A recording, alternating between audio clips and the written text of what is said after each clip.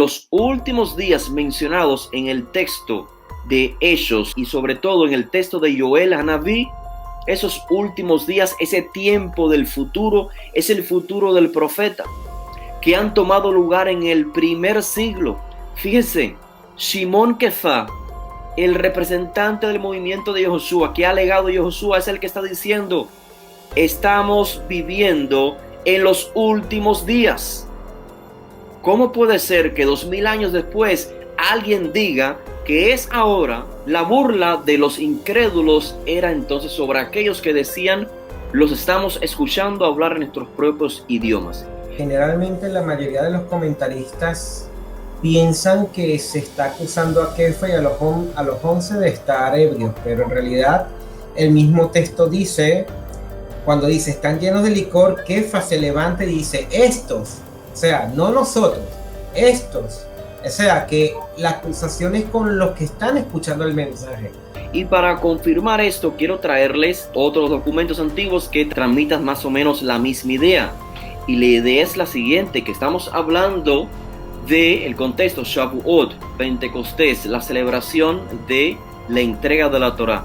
Y justamente en la tradición judía ancestral, en el Midrash Shemot Rabbah, se nos dice que cuando en el Sinaí Hashem comunicó la Torá a los hijos de Israel, se escucharon kolot, que se traduce usualmente como sonidos, pero literalmente también puede significar voces. Por ello es que el Midrash Shemot Rabbah dice: no fueron sonidos, sino que fueron voces. En otras palabras, Hashem estaba hablando, pero se escuchaba en diferentes lenguajes. Sí. En la mayoría de las traducciones dice que ellos estaban reunidos o estaban sentados. Pero aquí la traducción dice que ellos estaban en la morada donde estudiaban. No deja ahí la interpretación del lector qué es lo que estaban haciendo, porque muchas personas cuando dice estaban reunidos, entonces pueden especular sobre qué estaban haciendo allí reunidos. Pero aquí automáticamente la traducción nos está en cierto modo especificando qué estaban haciendo reunidos. Estaban estudiando. ¿Qué nos comenta sobre esto? ¿Hay alguna diferencia? Dice en la nota que literalmente dice estaban sentados. ¿Por qué se interpreta estar sentado como estudiar? Sí, literalmente dice estaban sentados. Ahora, si tenemos presente el contexto de este texto, es un texto judío del primer siglo, acaba el autor de informarnos que se encuentran en una celebración hebrea dictada por la Torá. Entonces tenemos que leer el texto en ese contexto. Y resulta que el término sentados tiene un segundo significado técnico en el lenguaje hebreo, entiéndase, en la mentalidad hebrea. Estar sentados significa también, o puede significar técnicamente, ya no la posición física, sino el hecho de estar estudiando, porque apunta a ese lenguaje concreto en que la persona se sentaba para estudiar. Y quiero traer la evidencia que de hecho se encuentra en las notas al pie de la página para aquel que desea adquirir la obra. Hoy vamos a mencionar solamente algunas notas de ellas. Tenemos en el libro de Lucas, en el libro de Marcos, donde Josué está hablando en un contexto, en una casa de estudio, y allí se hace mención de perushim, de estudiosos, de piadosos que se encontraban sentados. Por ejemplo, en el primer tratado del autor de Hechos, tenemos Lucas 5:17. Dice: un día en que él estaba enseñando, y Josué estaba enseñando, dice el texto, habían allí sentados algunos perushim y maestros de la Torá. ¿Por qué identificarlos como sentados? ¿Qué más da si están sentados o de pie? La realidad es que el término sentados identifica el objetivo por el cual estaban allí. Estaban estudiando, estaban escuchando las enseñanzas de Josué. Pero eso no solamente toma lugar en los escritos de los primeros discípulos, sino también en literatura rabínica, una de las más antiguas, el Tratado Avot o el Pirkei Avot, en el capítulo 2, Mishnah 7, dice el texto: Marbe Yeshiva, Marbe Jochma. Mientras más Yeshiva, más sabiduría. ¿Qué significa yeshiva? Justamente estar sentados. Y es por esto que los centros de estudios son llamados yeshiva. Esto, obviamente, alguien pudiese decir, es una interpretación que haces, Abdiel, pero no hay evidencia alguna, no hay un contexto a través del cual puedes decir que el autor simplemente quiso decir que ellos estaban sentados. ¿Por qué no? ¿Por qué interpretar que estaban estudiando? Bueno, el contexto del evento de Shavuot, de Pentecostés, apunta para que se justifique esta traducción de estar estudiando en lugar de estar sentados. ¿Por qué? Porque todos nosotros sabemos que parte de la celebración de Shavuot es estudiar en esa celebración. ¿Por qué? Porque el contexto de Shavuot es conmemorar la entrega de la Torá. Por lo tanto, es costumbre del pueblo hebreo en esa noche en que se recibe la celebración de Shavuot. Recuerden, los días hebreos comienzan en la noche. Así que se inicia la celebración, se hace la santificación de ese día y la gente pasa toda esa noche en vela, estudiando el texto de la Torá. Excelente. Una vez escuché una interpretación del Salmo que dice, Inematov, mira cuán bueno y hermoso es. Entonces dice, habitar todos juntos. Entonces utiliza el término shevet, que viene justamente del mismo vocablo. Y un maestro interpretaba que habitar todos juntos en armonía también lo interpretaba como estar sentados estudiando. Entonces vemos que no es una interpretación fuera de lo que es el contexto de la Torá o el contexto hebreo, sino que es la costumbre. Y aquí nos enseña algo. Si no conocemos cuál es la costumbre, el contexto de los que están viviendo, los actores de ese acontecimiento, es muy fácil tergiversar o interpretar lo que están haciendo otra cosa. Cualquier cosa que se nos ocurra.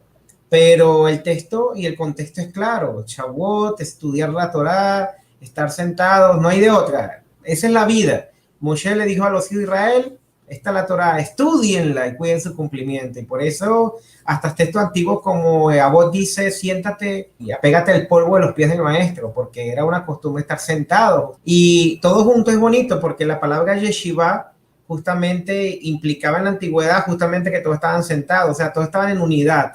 No había ni mayores ni menores, todos se unían en pos de recibir la Torá. Algo bien bonito también para que entendamos justamente cuál es el objetivo de este tipo de yeshivot. Seguimos. Este texto de verdad que tiene cosas que me gustaría durar toda la noche compartiendo, pero vamos a resumirla.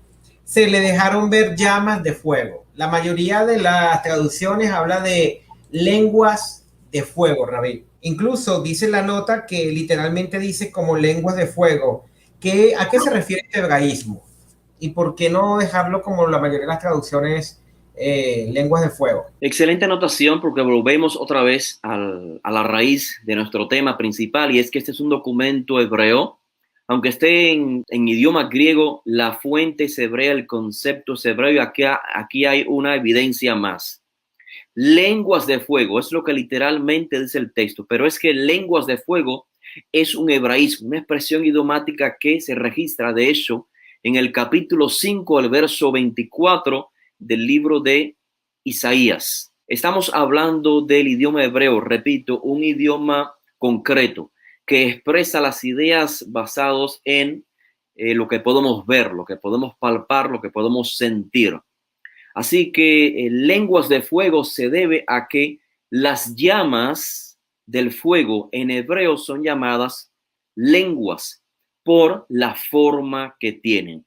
Y claro, esto ha hecho también que el lector quizás se confunda porque a continuación se va a hablar de un milagro a la hora de transmitir ese mensaje y dado que lengua puede significar también idioma o forma de hablar, ha hecho también pensar que en esta ocasión pues se esté hablando realmente de lenguas de fuego, entiéndase, idiomas de fuego, cuando en realidad no es la traducción más apropiada. Lo que simplemente quiere decir el autor es que hay fuego, hay un fuego que se está dejando ver en estas personas. Y sí, apuntando a una capacidad de transmitir, de hablar, pero no como se ha interpretado popularmente, y de esto vamos a hablar más adelante, Solo quiero que tengamos esa idea sin completarla de momento para no abordar sobre temas que leeremos a continuación, pero sí tener presente que el contexto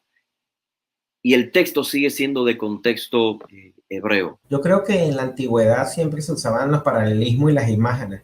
Sí. Lengua aparece una llama, así como la lluvia, eran como flechas. Entonces las goticas de lluvias, muchos se imaginaban que eran como flechas que llegaban al cielo. Me viene la palabra Geshem, lluvia.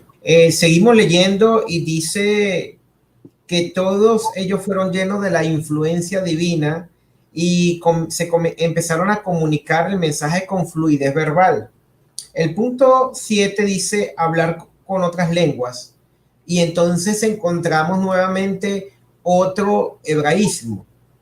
¿Cuál es la diferencia entre hablar con fluidez verbal y hablar otras lenguas? Ya que justamente como mencionaba, esta es la base para una de las peores interpretaciones que ha ocurrido en este texto. ¿A qué se refiere este hebraísmo? ¿Fluidez verbal o hablar muchas lenguas? Exacto. Tan solo bastaría que los intérpretes o los analistas del texto tuvieran cierta noción del idioma hebreo, o inclusive quizás no hay que conocer el idioma hebreo, pero por lo menos saber ciertas expresiones idiomáticas, y esto asistiría al intérprete. Por ejemplo, ledaber bilshonot aherot, que es lo que se traduce en español o en griego. Hablar en otras lenguas es una expresión idiomática que aparece en la literatura rabínica, y no significa que el rabino que está hablando en otras lenguas, literalmente, esté empleando otros idiomas para expresar una idea, sino que está expresando la idea, pero con facilidad de palabras. Claro, también puede significar que está haciéndolo en otro idioma, también lo implica, pero el énfasis es la facilidad de transmitir. Y esto es lo que está tomando lugar. Anteriormente dice el texto que recibieron Ruach HaKodesh, la influencia divina. Es decir, estos discípulos están siendo influenciados por un poder sobrenatural, el cual les permite transmitir un mensaje directamente del Todopoderoso. Exactamente como tomamos lugar con los profetas. Están bajo influencia divina, porque lengua equivale a expresión, a fraseología, a manera de expresarse. Y creo que acá lo que sucede son básicamente en el texto dos milagros. El primero es que la inspiración divina ha descendido a los discípulos de Yahushua por el Sehut, por el mérito del Mashiach. El Eterno los ha inspirado a hablar, a transmitir un mensaje. Y lo segundo que va a tomar lugar es que hay algunos entre los presentes que los van a escuchar en su propio lenguaje, porque si los discípulos tuviesen la capacidad de hablar en todos los lenguajes del mundo, imagínense cuántos discípulos estuvieran presentes. Y además, la pregunta sería, ¿por qué algunos de los presentes no los escucharon? Y comienzan a burlarse de los que están allí presentes. Entonces vamos a ver si entendí. Ledaber Bilshonot Aherot habla de la capacidad de indicar o transmitir una idea. Entonces el lenguaje o lengua equivale a expresión, a fraseología. Hoy en día incluso tenemos lo que es el lenguaje científico, técnico, escrito, oral, facial. Entonces lo resumo de esa manera.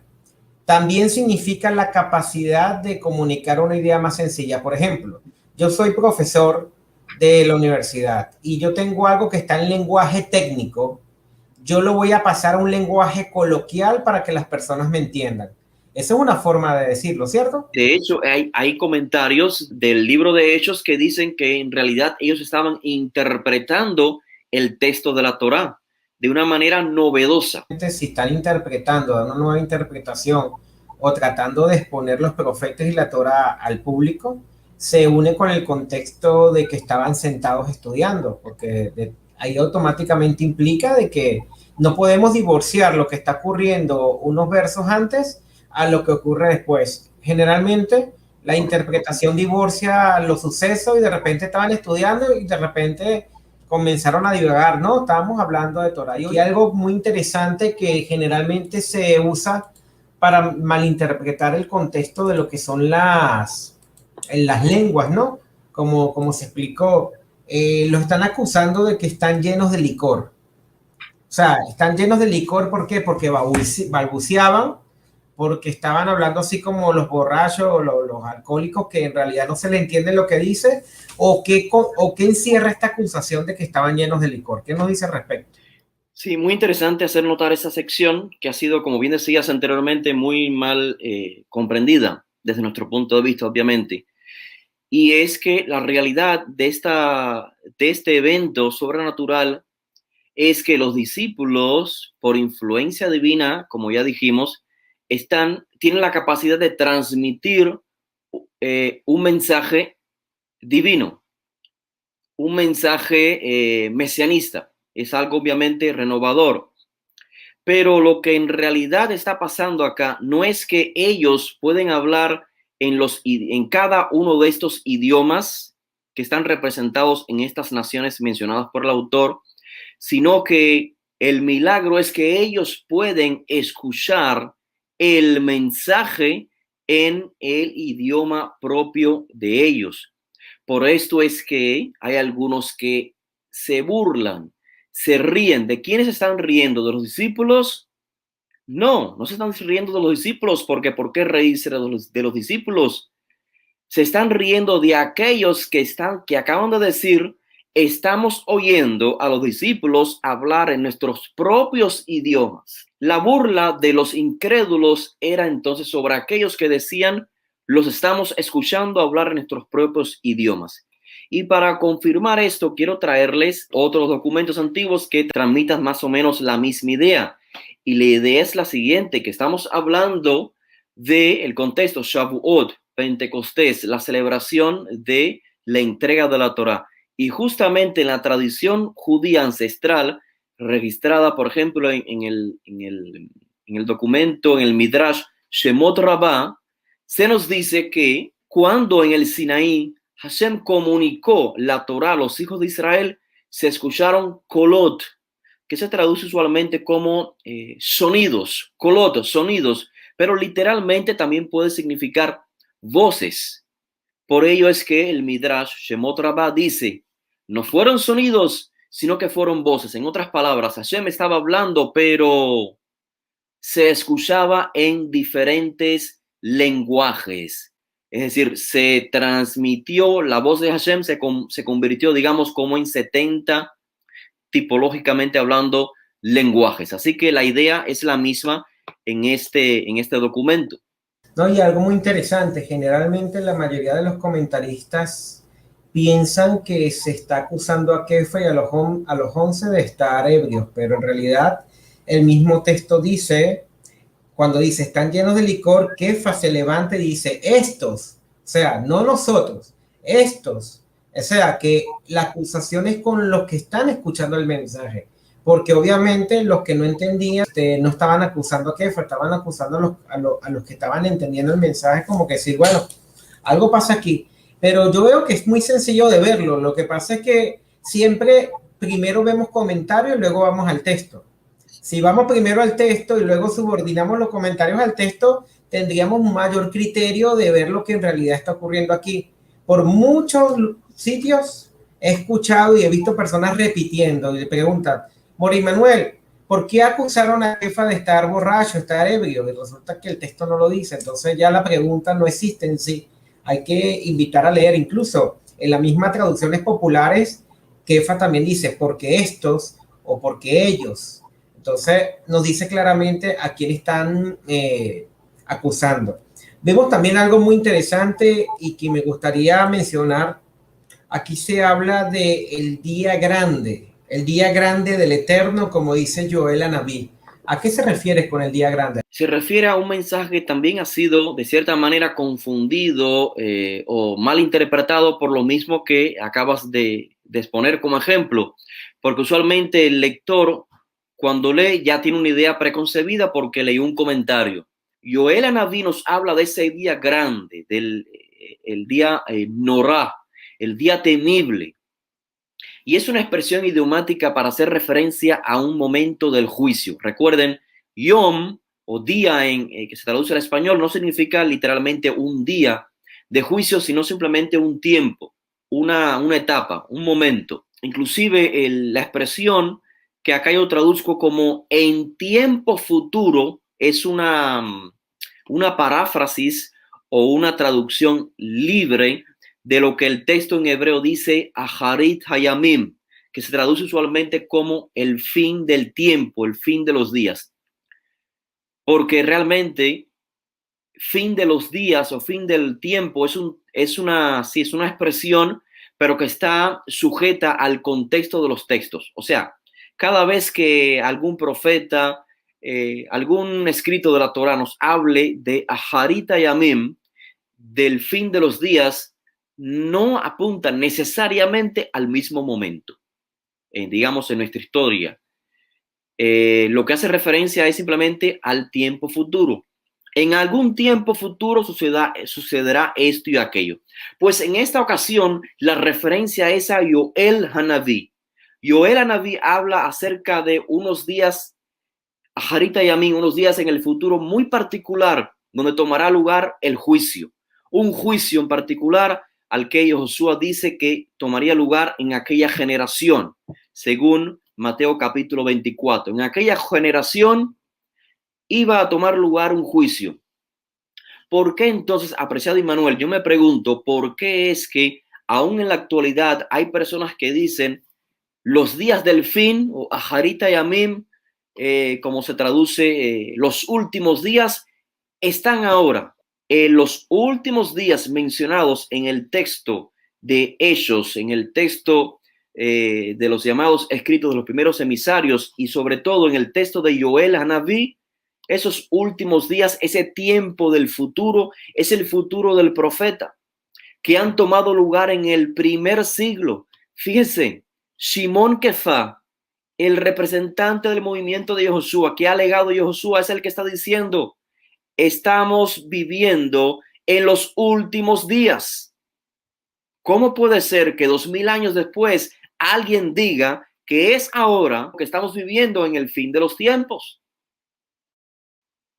O sea, la persona puede decir lo que quiera decir, pero tiene que ser coherente, por favor. No puedo decir que los últimos días mencionados acá en el texto son los últimos días de 2000 años después, porque los últimos días no pueden durar 2000 años de historia. Así que, siendo coherentes, este tiempo del cual está hablando Yoel Hanaví y Josué luego en el capítulo 24 de Mateo y sus discípulos lo transmiten, es los tiempos de la gran tribulación, los tiempos en el que el sol, como dice el profeta Joel, y Josué también transmite la misma idea, dice: el sol se oscurecerá, la luna no dará su luz, las estrellas caerán del cielo. El ejército del cielo, entiéndase, el ejército del cielo es una expresión idiomática para hacer referencia a los astros en general, se tambalearán. Y claro, habrá quien esté esperando que eso suceda de verdad, que la luna se torne roja, etcétera, etcétera. Pero realmente son expresiones idiomáticas que las encontramos en la literatura profética, es decir, en los profetas de Israel, cada vez que iba a tomar lugar un juicio sobre una nación. Por ejemplo, para Edom se menciona la misma terminología en la destrucción de Babilonia también. La luz, el sol dejará de transmitir su luz y la luna no podrá, obviamente, si el sol es la fuente de luz, la luna tampoco lo hará. Y acá el contexto es que estamos próximos en una generación a la destrucción del templo y el asedio de la ciudad de Jerusalén por el gobierno romano, por el imperio romano. Así que Josué lo que está describiendo es eso, te lo transmitió a sus discípulos antes de ausentarse físicamente, y ahora sus discípulos, Shimon Kefa, está transmitiendo la misma idea. El ejército del cielo, el lenguaje figurado, los astros se van a tambalear. Quiere decir que el sistema el gobierno de Israel va a transitar, va a pasar por una transición, la misma terminología que se empleó en otros textos. Así que lo que viene es la caída de Jerusalén. La vida judía va a cambiar después de la destrucción del templo. Y hoy, casi 2000 años después, estamos viendo la evidencia de ese cambio. Claro, hoy no es el día de adentrarnos a hablar de escatología, pero bueno, es para simplemente explicar esta idea de cómo Simón Kefá cita a Joel, al profeta Joel, y le da su cumplimiento en el primer siglo, no 2000 años después, en el primer siglo. Muy interesante. Sí, sí, demasiado interesante. Entonces hay que hacer un ejercicio. Cada vez que el texto cite un profeta, debemos entender que la cita de ese profeta anterior es porque por interpretación estamos aplicándolo en ese momento. Entonces el vocablo ajarón, que significa postrero, último, es porque estamos en esos últimos días en que se está cumpliendo la profecía. Correcto. Esto lamentablemente le quita el discurso a muchas personas que les gusta enseñar con el miedo y con los rumores de guerra, con las pandemias, con los virus. La humanidad ha vivido muchos siglos con virus, pandemia. Imagínense qué dirían en la peste negra, que murieron 50 millones de personas, que esos eran los últimos días. Cada vez que hay un terremoto, esos son los últimos días. Pero yo creo que hay que ser un poquito coherente y enseñar bien que la escritura habla y tiene un contexto específico y no necesitamos recurrir al miedo, a la fantasía para tratar de despertar las almas de las personas. Los mismos discípulos nos enseñaron cómo despertar esas almas. Estudiaban las escrituras, las abrían, mostraban el camino y así nos mostraban ese método, ese sistema a seguir, el sistema de la enseñanza de Rabbi Yehoshua ben Narrat. Ama a tu prójimo, conéctate con el Creador y vas a ver cómo ahí vamos a ir rectificando y restaurando Israel. Y a mí algo que me llama mucho la atención también, que se lo doy como consejo a los estudiantes que nos ven, es importante siempre que cuando veamos figuras, imágenes o comparaciones, busquemos siempre en la Torá. Vemos las estrellas caer del cielo en el libro de Revelación y la mayoría se imagina una lluvia de meteoritos o dice que es un aviones que tenían estrella, los aviones de la bandera de Estados Unidos. ¿Por qué no pides que Joseph comparó a sus hermanos con las estrellas del cielo? Y quizás caer del cielo se refiere a un hebraísmo, porque como divorciamos los textos para descontextualizar o porque así nos los han enseñado, nos quita la posibilidad de ver qué estaba en la mente del autor. Todos los autores de estos textos eran Shomer Torah o Mitzvot, eran observantes de la Torah, eran estudiosos de la Torah. Y necesitamos conocer la Torah para poder interpretar adecuadamente lo que nos están diciendo. Les animo siempre a hacer su estudio de la parasha semanal, porque eso es importante para leer estos textos. Puede explayarse un poquito y decirnos qué ocurrió aquí, qué está pasando. Pentecostés, Shavuot, cuál es el milagro, por qué es esta fiesta, qué tan importante acontecimiento está ocurriendo acá y cómo podemos o qué parte de la Torá nos puede abrir luces para enseñarnos qué están viviendo los primeros discípulos. Adelante. Excelente el contexto que has creado. Hay quienes dicen, pues yo no comprendo este texto, yo no sé de qué me está hablando. Bueno, la respuesta ya la dio Immanuel. Tienes que leer la Torá, la Haftará, y vas a comprender el contexto. ¿O crees que el autor trataba de confundir al lector? No, el autor simplemente está transmitiendo una historia en términos que los lectores hebreos pudiesen comprender. Así que teniendo como patrón la Torá, lo que estamos viendo acá es que toma lugar Shavuot, Pentecostés, el día 50. Y desde la cosmovisión judía ancestral, no es nada más que una repetición de un evento del pasado. En Éxodos 19, cuando toma lugar la entrega de la Torá, se nos dice que hubieron sonidos, en hebreo kolot, que puede ser traducido como sonidos o voces, relámpagos, dice, y todo el monte de Sinaí humeaba, es decir, había también fuego. porque el Eterno había descendido sobre él en fuego y todo el monte se estremecía con violencia. Es exactamente el mismo patrón que está repitiendo el autor en el evento acá en Pentecostés, en el día 50. El fuego, estremecimiento, con el viento, dice que había. Así que yo creo que el autor está llamando la atención a tres eventos claves que tomaron lugar en el monte Sinaí con la entrega de la Torá y acá en Shavuot en el primer siglo. Un gran sonido, una forma de fuego y kolot, que como dije, significa, quizás literalmente queremos decir sonidos, pero también significan voces. Y como dije previamente, el Midrash entonces elabora que kolot se refiere a diferentes lenguajes. En otras palabras, que Hashem dictó la Torá y que esa Torá se escuchó en diferentes lenguajes. No es que el Eterno habló en diferentes lenguajes, sino que capacitó a las personas para que comprendieran el mensaje en diferentes lenguajes. Exactamente lo que el autor de Hechos está diciendo. El milagro no es que los discípulos hablaron en diferentes idiomas, sino que la gente comprendió el lenguaje en diferentes idiomas. Fíjese que el único que está hablando, dice el texto, es Shimon Kefa, el que está haciendo el discurso. No son varios, es Shimon Kefa. Y se está entendiendo en diferentes idiomas. ¿Cuál es el mensaje? La misma manifestación divina que tomó lugar en la entrega de la Torá se está repitiendo una vez más, ahora por los méritos del Mashiach en el primer siglo, a ciertos hijos de Israel que subieron en el Imperio Romano, subieron a Jerusalén y está tomando lugar proféticamente Shavuot. O sea, Shavuot, pero en un segundo nivel. Los israelitas van a poder experimentar la influencia divina, que era el objetivo primordial. ¿Recuerdan?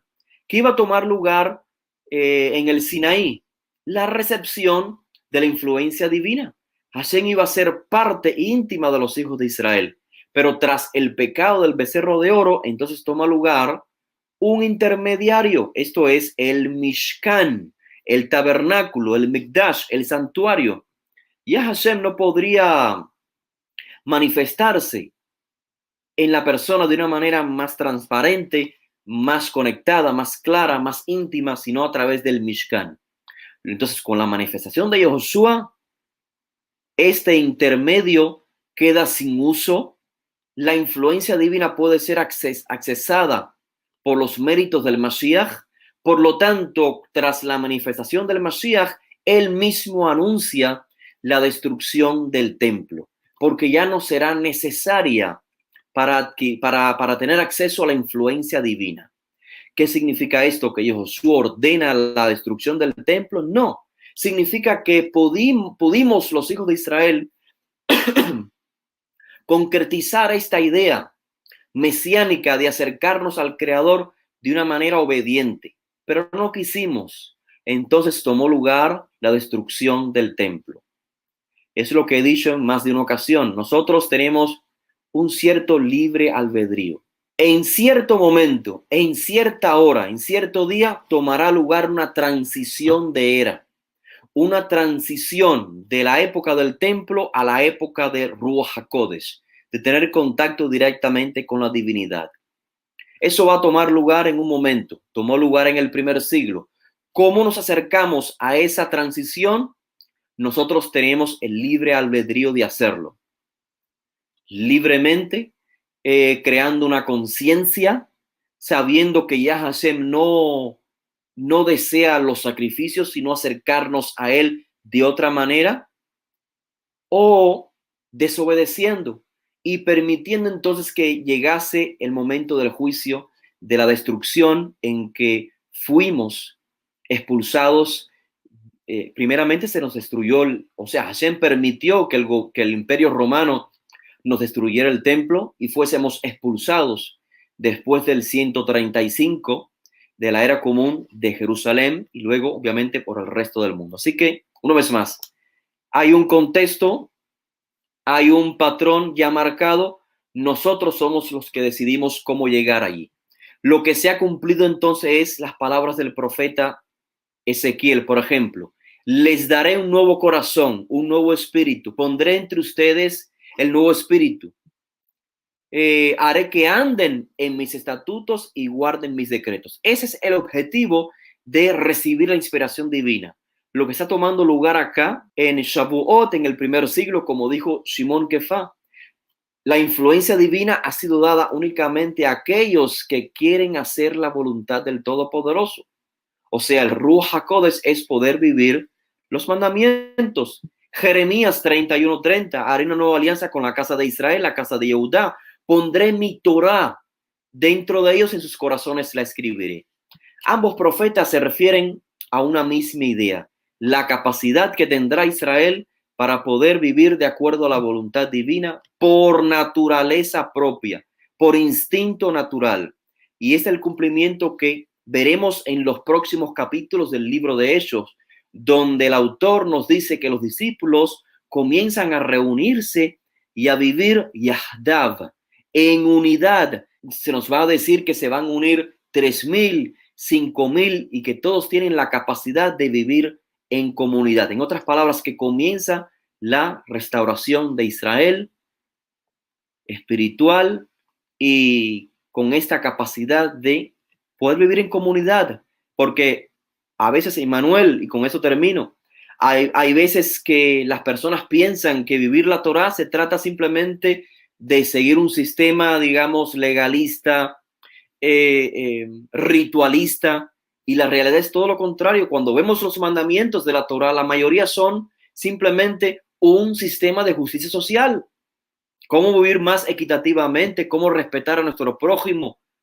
Y lo vamos a ver a continuación, cómo se agrupan cantidad de judíos, de israelitas piadosos, y comienzan a vivir en comunidades todos juntos en Jerusalén. En otras palabras, comienzan a poner en práctica el reino teocrático en comunidad. Sí, justamente hablaba con un amigo esta mañana, un estudiante de Torah, y hablábamos de que el mensaje de Rabbi Yoshua no debe estar enfocado a la persona en sí, sino a la enseñanza, al método que él enseñó, a la forma de transmitir la Torah, que al final lleva a vivir una unidad. Sean uno con ustedes, así como yo soy uno con el Padre.